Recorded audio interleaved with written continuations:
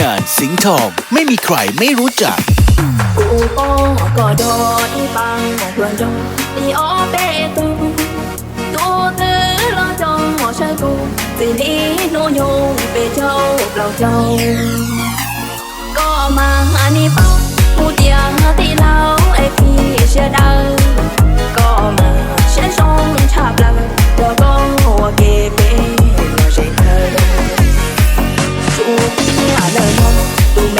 คงยืมว่านั่งจัวคอเจ้าเกลีก็โทบกูสู้บอสู้ชีรอเลยลัวบอเนี่ยเป้าลัวจีเช่ก็ดังรอคงยืมก็ก้มลงกูจอลูเองสาดังเช่คอยชม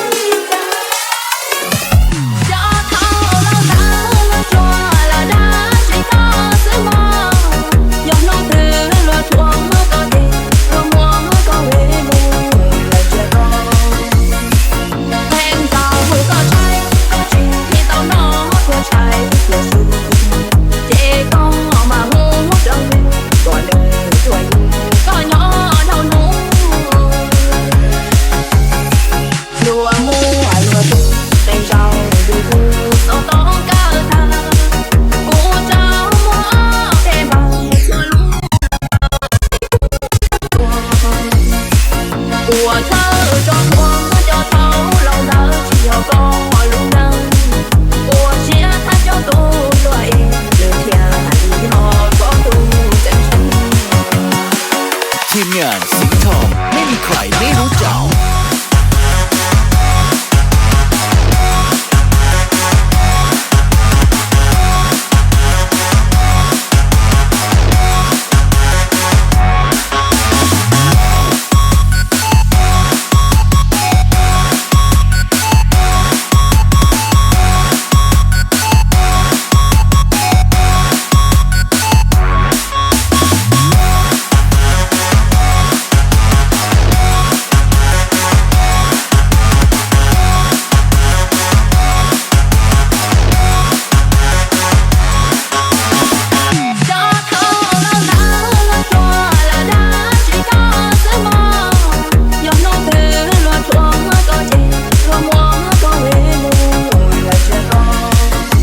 ทีมงานสิงห์ทอง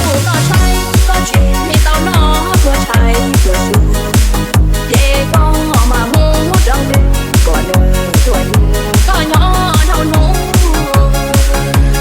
จัดไปเสียเสียงลัวมูลัวตูเต็งเจ้าดูหูต้องก้าวทาง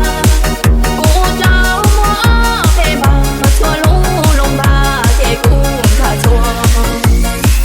หัวเธอจอชัวจอเท้าเราเธอที่ยอก็ลุงนั่งหัวเชียถ้าเจ้าตูด้วยเลือเทียที่หอก็ตูเจ็บช้ำจัดไปเสียเสียงทีมงานสิงห์ทองไม่มีใครไม่รู้จัก